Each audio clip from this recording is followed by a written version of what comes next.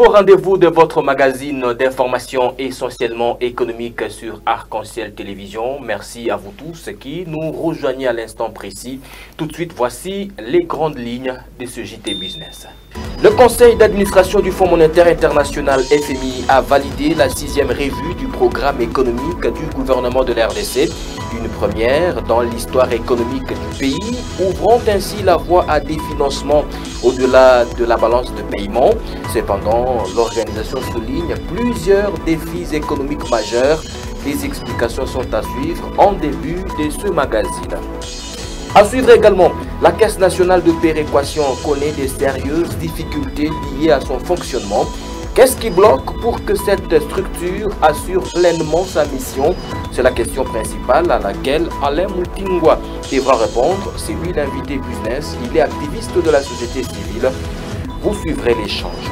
Enfin, dans un communiqué diffusé en début de semaine, le gouvernement américain se dit préoccupé par le rôle que le commerce et l'exploitation illicite de certains minerais continuent de jouer dans le financement du conflit.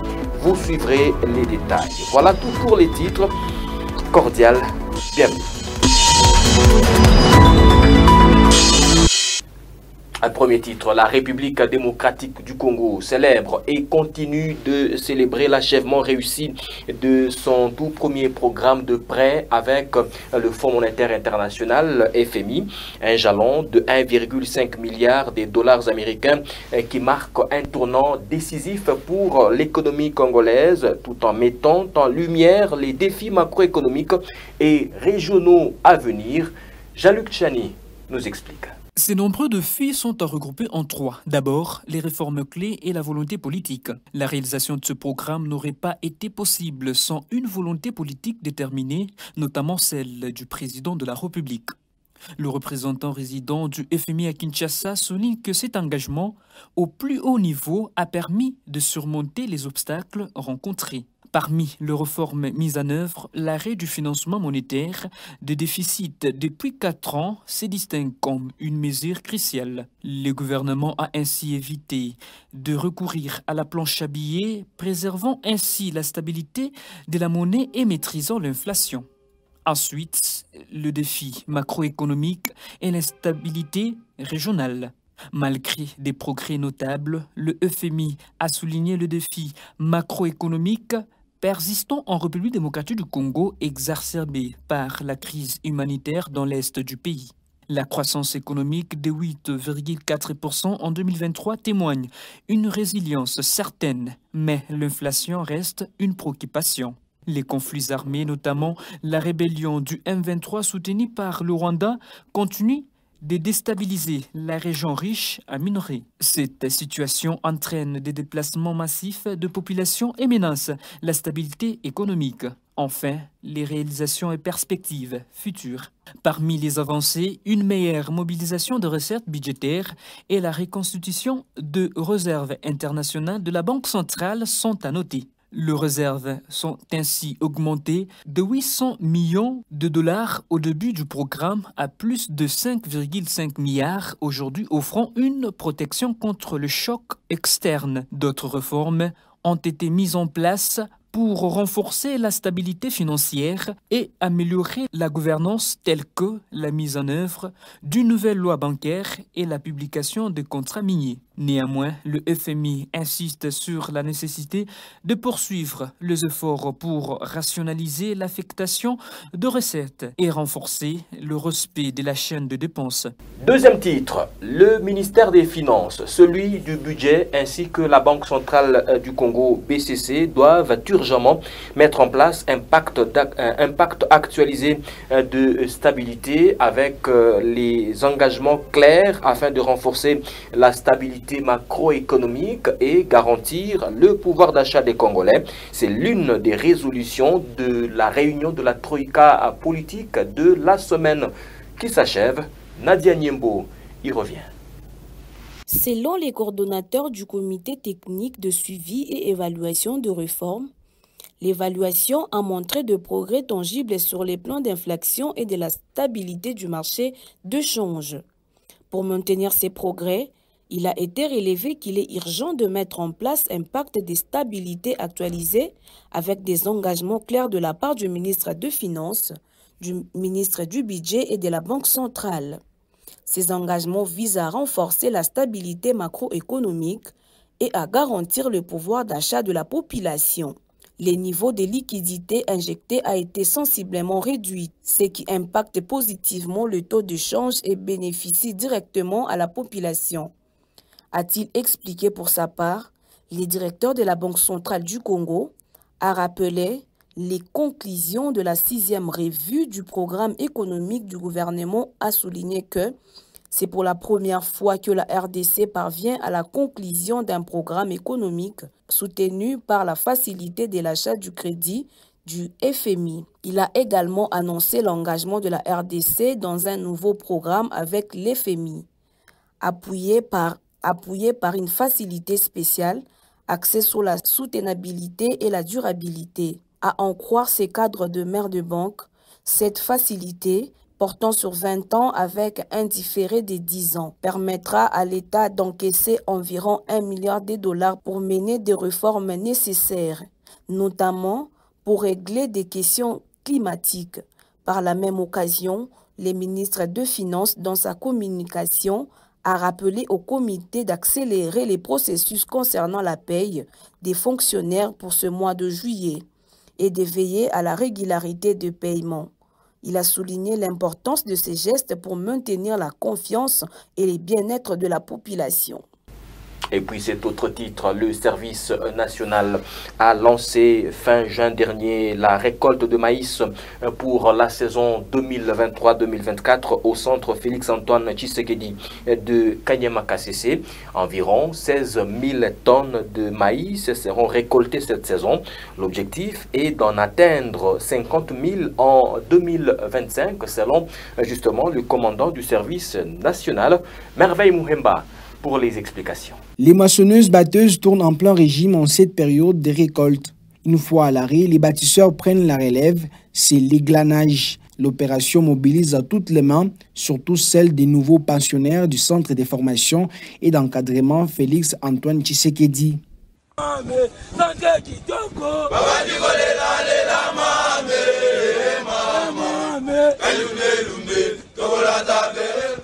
Au menu sur un autre site, quand ce n'est pas un bulldozer, c'est une tractopelle qui est en action. Objectif à procéder au dessouchage.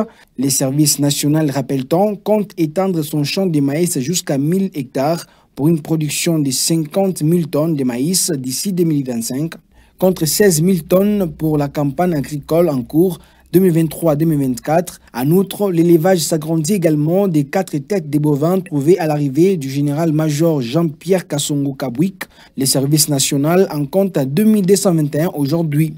Comme pour les maïs, ici également, les ambitions laissent présager des lendemains meilleurs.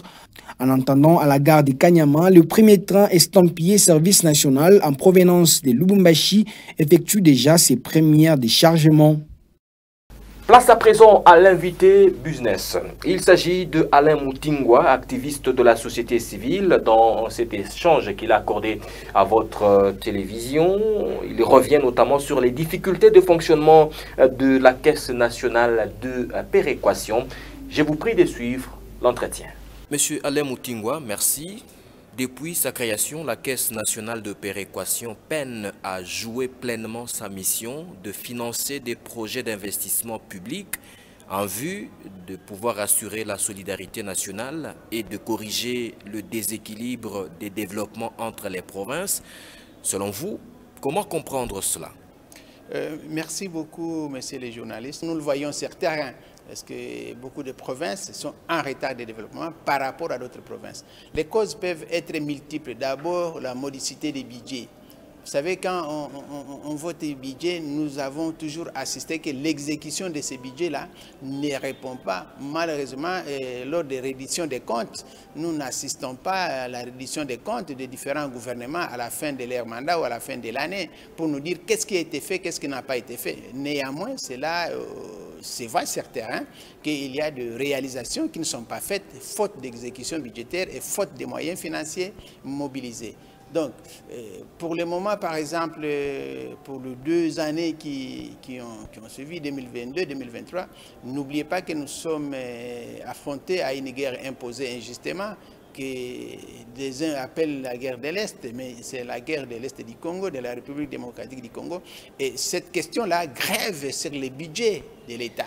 Pourquoi? Parce que la guerre, c'est une urgence, parce qu'il faut d'abord l'intégrité territoriale, il faut la sûreté nationale, il faut que notre territoire soit sauvegardé. Pour ce faire, il faut mobiliser les recettes, même celles qui n'ont pas été inscrites au départ dans les budgets de la guerre. Le ministère de la Défense peut avoir son budget, mais quand il y a guerre, il y a ce que je peux dire en coaching ou en management tout à fait simple. Donc on mobilise d'abord les recettes pour conquérir les territoires, pour assurer l'indépendance de notre pays. Et cela peut être une cause majeure pour que certaines dépenses telles que les dépenses de développement soient mises en second plan. Le comité de gestion de cette structure étatique note qu'elle n'a bénéficié d'aucun financement du gouvernement alors qu'elle dispose d'un budget alimenté par le Trésor public à concurrence de 10% de la totalité des recettes nationales. Comment vous comprenez cela? Bon, écoutez, il n'y a pas que cette caisse-là qui est en train de réclamer, qui n'a pas été financée. Vous vous rappellerez, dans certains gouvernements, même celui qui vient de passer, le gouvernement provincial, pour ne citer que celui-là, ils sont en train de réclamer de la rétrocession. Ce qui signifie quoi? Que ces provinces-là n'ont pas réussi les rétrocessions qui sont prévues de 40% au budget de l'État. Prévoir une dépense au budget, c'est un fait, mais l'exécuter en est un autre. Surtout que nous avons une raison fondamentale que je viens de vous évoquer, une raison qui touche à la sûreté nationale. Il peut faire en sorte que le gouvernement et l'exécutif puissent être dans l'incapacité, n'est-ce pas, d'observer certaines dispositions budgétaires telles que de financer la caisse qui est liée au développement. On ne peut se développer que si on est vivant. Et on ne peut pas laisser s'échapper une partie du territoire, 1 centimètre de partie du territoire, parce que nous devons développer ou respecter une disposition budgétaire. Donc c'est une question de sûreté nationale. À mon avis, que la guerre nous prend à l'exécutif beaucoup de moyens et le pousse à ne pas observer certaines dispositions telles que celle-là. Selon vous, comment relancer cette structure étatique dans le cadre du budget 2025? Bon, en fait, la caisse de péréquation reste une structure qui pourrait booster les autres provinces qui ne sont pas encore en développement. Il ne faut pas dire qu'ils n'ont pas de ressources. Non, elles ne sont pas encore des ressources qui sont mises en réserve, qui sont exploitées afin de leur donner des recettes nécessaires pour leur permettre de se développer. Et, admettons qu'une fois la quiétude ou la paix peut régner sur l'étendue de la République, parce que là, il faut le souligner, et le gouvernement ne ménagera pas d'efforts pour financer cette caisse-là afin de booster le développement des provinces qui en ont besoin. Parce que réellement, il y a des provinces qui ont besoin de cette caisse-là pour connaître aussi les débits de financement de certaines structures de développement. Monsieur Alain Moutingwa, merci. Merci beaucoup, messieurs les journalistes. Alain Moutingwa, activiste de la société civile, il revenait notamment sur les difficultés liées au fonctionnement de la Caisse nationale de péréquation. Autre titre, Washington se dit préoccupé par le rôle que le commerce et l'exploitation illicite de certains minerais, notamment l'or et le tantal, extraits de manière artisanale et semi-industrielle dans la région des Grands Lacs, continuent de jouer dans le financement du conflit. Le gouvernement américain l'a dit dans un communiqué publié tout récemment. Arcel Logis nous en parle.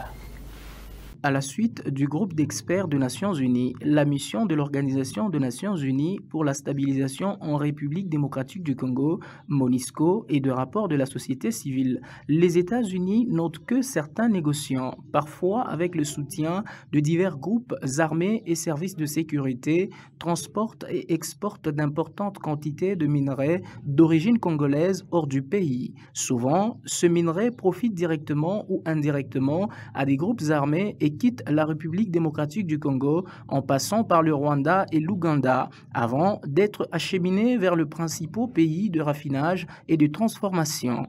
Ce chaîne d'approvisionnement facilite l'exploitation et la taxation illicite de ce minerai et implique souvent des actes de corruption.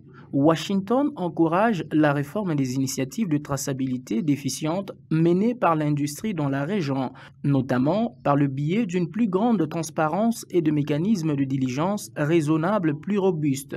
Cette déclaration est publiée en réponse aux demandes du secteur privé qui souhaite que le gouvernement américain explicite les risques potentiels associés à la fabrication de produits faisant intervenir de minerais extraits, transportés ou exportés depuis l'est de la RDC, le Rwanda et l'Ouganda. Le gouvernement américain dit s'impliquer en vue de faciliter la transformation de flux illicites de ce minerai en un commerce responsable ancré en RDC qui aide à bâtir les fondations économiques d'une paix durable en RDC et dans la région au sens large. Il encourage donc la réforme des initiatives de traçabilité déficientes menées par l'industrie dans la région, notamment par le biais d'une plus grande transparence. 3 titres en bref et en images. Tout d'abord, l'Ordre national des experts comptables de la République démocratique du Congo a organisé du 11 au 12 juillet dernier à Kinshasa. Il a organisé justement son tout premier congrès placé sous le thème « La République démocratique du Congo face aux défis de la transparence financière ». Ces travaux ont réuni plusieurs professionnels de la comptabilité venus de tous les 4 coins de la République et d'ailleurs, les apprenants en comptabilité ont également pris part aux assises qui se sont tenues dans la salle événementielle du centre financier de Kinshasa. Nous sommes dans la commune de la Gombe. Plusieurs matières ont fait l'objet des échanges, entre autres la problématique des économies informelles et souterraines, l'état des lieux de la formalisation de l'économie informelle et lutte contre l'économie souterraine, l'apport de la digitalisation et à la transparence des flux financiers de l'économie informelle et de l'économie souterraine, cas de la facture normalisée. Ensuite, les exploitants forestiers de la province du Haut-Katanga s'insurgent contre la suspension depuis 7 ans maintenant de leurs activités par les autorités. Après une si longue période, ils affirment ne pas comprendre pourquoi cette mesure n'est toujours pas levée. Selon le président de cette corporation, il est incompréhensible que cette mesure ne s'applique que dans la province du Haut-Katanga pendant qu'ailleurs, cette activité se fait sans encombre. Il indique que cette mesure crée un manque à gagner pour les exploitants et les communautés riveraines des forêts. Pour le numéro 1 de cette structure, cette longue suspension risque de favoriser l'exploitation forestière abusive et illégale. Les exploitants forestiers du Haut-Katanga en appellent à une décision équitable des autorités. Enfin, des réformes pour l'accélération de la mise en œuvre des projets stratégiques soutenus par la Banque mondiale ainsi que celui de développement local de 145 territoires ont été au centre des échanges au ministère des Finances à Kinshasa.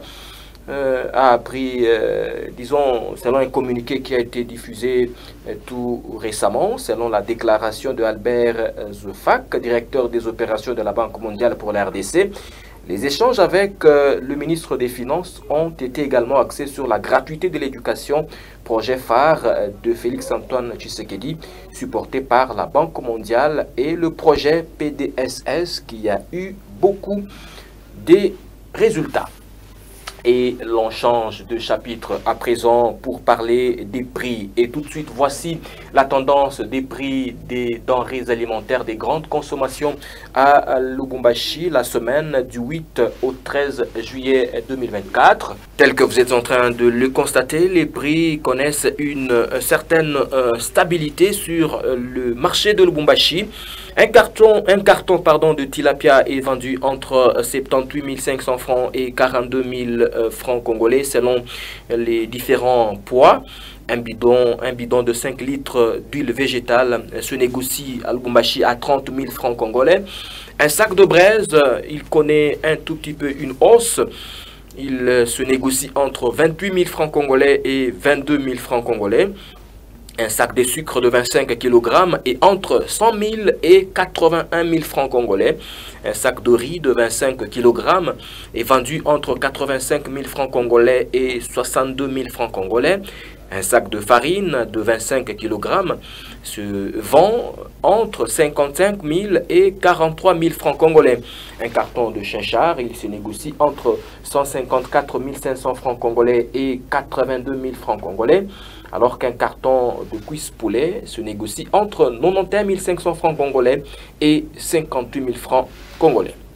Après la tendance des prix des denrées des grandes consommations à Lubumbashi, voici à présent la tendance des prix des produits miniers sur les produits miniers d'exportation de la RDC sur les marchés internationaux. La semaine du 8 au 13 juillet 2024, le prix de l'étain connaît une hausse sur les marchés internationaux au cours de la période du 8 au 13 juillet 2024, en se négociant à 32 562 dollars américains, selon justement les données fournies par la Commission nationale des mercuriales du ministère du Commerce extérieur.